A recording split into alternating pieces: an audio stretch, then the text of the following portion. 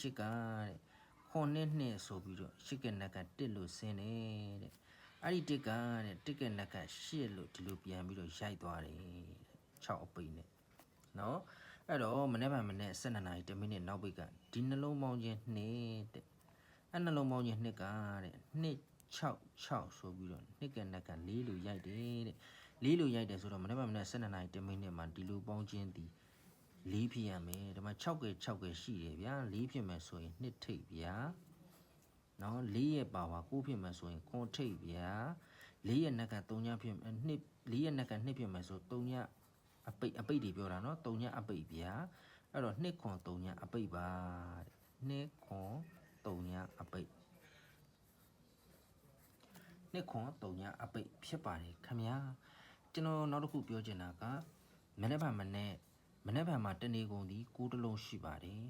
9တလုံးတေချာပေါက်လာပါလိမ့်မယ်မနေ့လာမလားညလာမလားမသိဘူးပေါ့နော်သူ့ကိုခေါ်လိုက်ရင်တော့9လေးအချိန်ပေါ့ဗျာနော်9လေးအချိန်ပေါ့အဲ့လိုခေါ်အောင်ပါပေါ့နော်9လေးအချိန်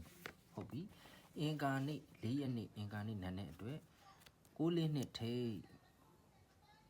9လေးနှစ်ထိတ်နော်9လေးနှစ်ထိတ်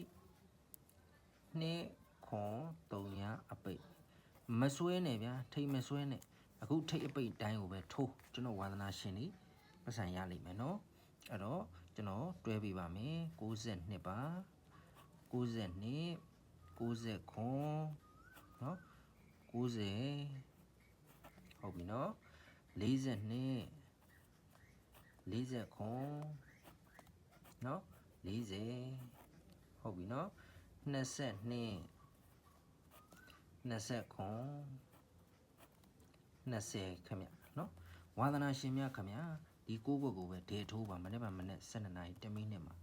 ပတ်စံရပါလိမ့်မယ်ခင်ဗျနော်ဟုတ်ပြီနော်အဲ့တော့ကျွန်တော်ဘာကြော်စီကိုပေါက်ပြီးနဲ့ယူလို့လာလို့ရပါတယ်ပေါက်ပြီး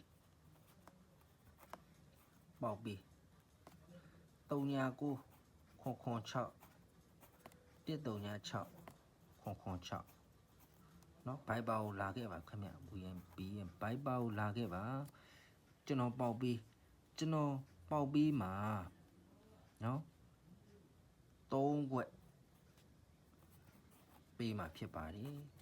3ခွက်ပေးမှာဖြစ်ပါတယ်အဲ့ထင်ရမှာဘရီကောထိတ်ကောအပိတ်ကောအညိတကွက်ရှိတယ်ခင်ဗျ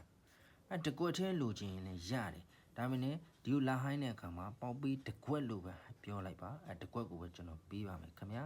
နော်ပေါက်ပေးရတော့နော်2000ကျပ်ပါခင်ဗျ2000ကျပ်ပါနော်ကန်ဆက်ကြီး2000ကျပ်ပါ2000ကျပ်ပါ